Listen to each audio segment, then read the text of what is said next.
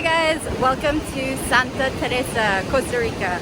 Alright, I've been here a little bit over a week now, just a little bit over. So I'm going to catch you guys up on everything since Nosara.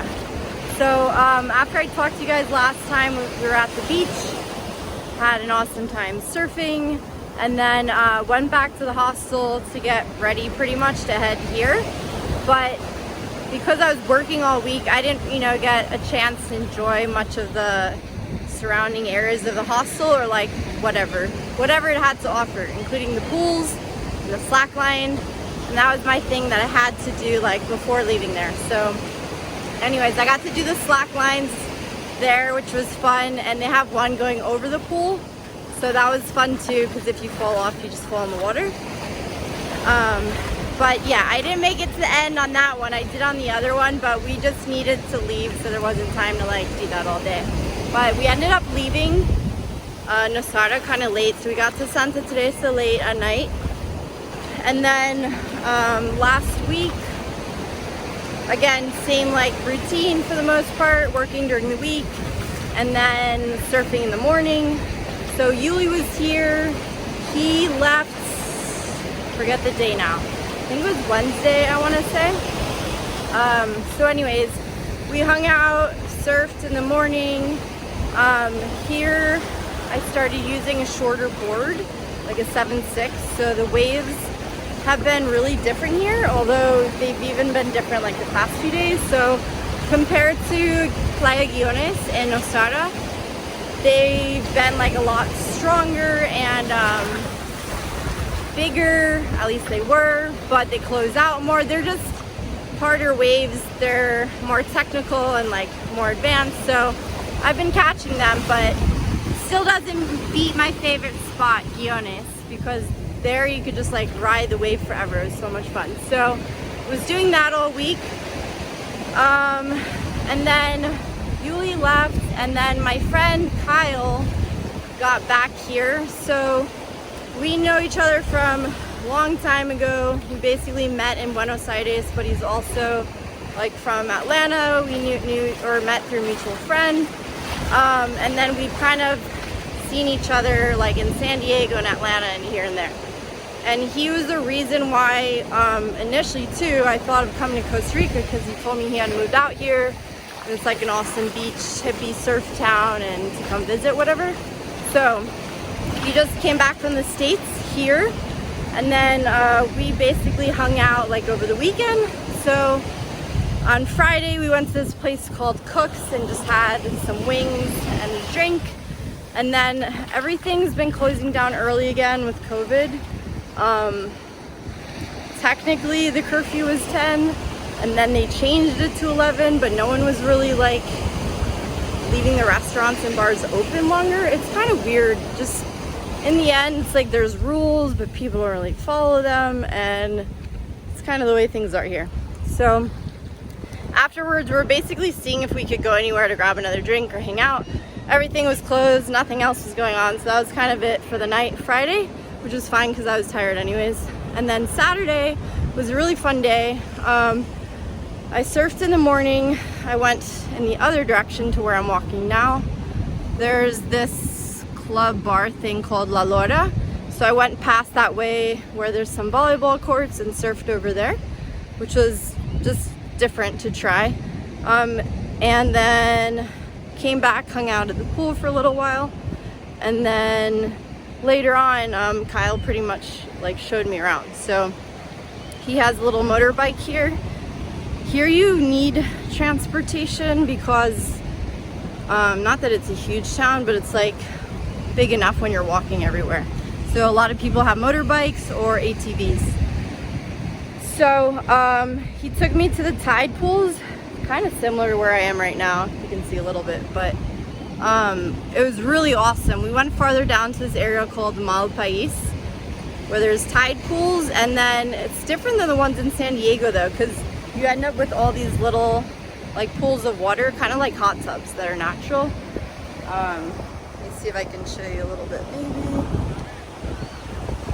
Anyways, that was awesome. We hung out there for a while, and then we went to this other place called Reserva Natural Cabo Blanco. So it's a nature reserve, pretty beach area. Basically hung out there. And then we went to this hippie farmer's market, pretty much. Yeah, super hippie. I heard this town is hippie, but that was like, when you go there, you really know how hippie it is.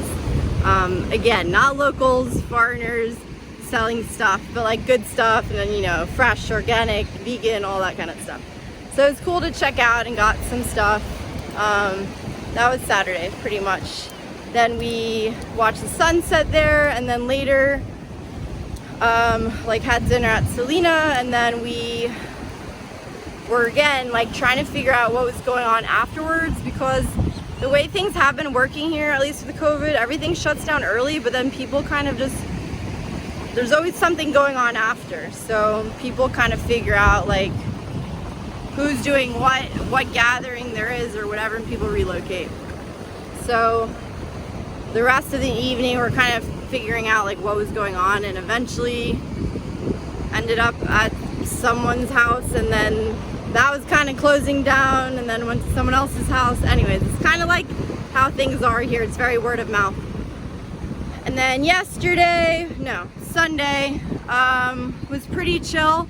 I went with some people from the hostel to another beach called Playa Hermosa to surf.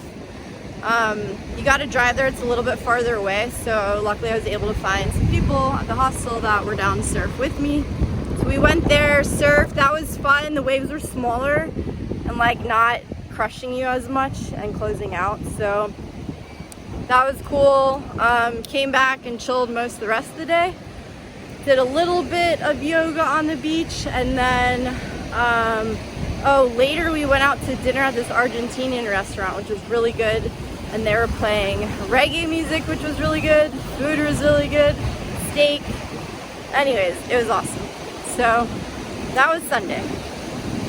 And then, so kind of like curveball in my plan, more or less, but yesterday, it was Monday, ended up losing my job, which wasn't like a huge surprise. It kind of felt like that was coming, but I was hoping if it did, at least it would happen while I was here so I could still enjoy the rest of my trip. So ended up happening. In the end, I feel like it's for the best, because it wasn't the right fit, and I was like super stressed and spending all my time working, not really getting to enjoy being here as much as I would have liked. So now, the next month, basically, I'm free to do what I want, because I'm 100% on vacation now. So I'm kind of just planning the rest as I go for the most part, because I have more flexibility now. I don't have to be like tied to my computer Monday through Friday. So that leaves more options available. I'm not 100% sure what I'm gonna do yet, but probably make some more stops. We'll see. I will keep you posted on that. So since then, I've kind of been chilling more because I can, and sleep in a little bit later, which is nice, stay up later. So yesterday, surfed in the morning again, and then hung out for a bit, and then later walked down to where I am now. Walked all the way down on the beach though, because I hadn't been all the way down. I'd only been like right in front of our hostel. So anyways, got to check out more of the beach, and then went to this other Selina, there's two here, to do a yoga class, which is good, and I really needed that. So, because surfing every day, I already forget what number day I'm on. I think 17 days in a row now. It's a lot. And I didn't have time to do yoga before with work and surfing. Anyways, now I have free time again, so I can do both. So that was really good. And then once again, because I didn't have to worry about like going to sleep early and all that now, I could actually socialize, hang out at the hostel with people, have some drinks. So it was great. So it's nice to be on vacation again. And yeah, again, just taking it day by day and seeing what comes up next. That's mostly it. And I found out I got a ding in my surfboard today, so that sucks. I'm gonna have to pay for that. But I'm downsizing a little bit shorter, so we'll try that out tomorrow. Other than that, a couple like side notes. Oh, Costa Rica stuff. So they have all these little local restaurants called sodas, like soda. You'll see those everywhere, and the typical dish is called casado, which is like a protein, and then usually rice, beans, plantains, a little salad.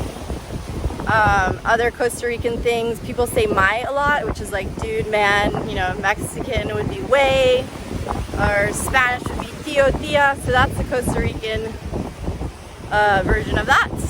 And then what else? Oh, and of course, pura vida. So people say that here all the time for everything.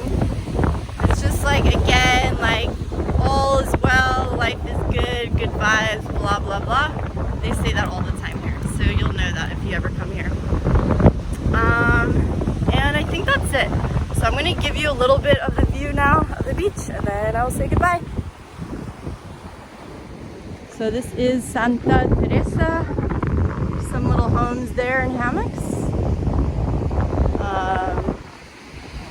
That's where I'm staying down there, that side of the beach. And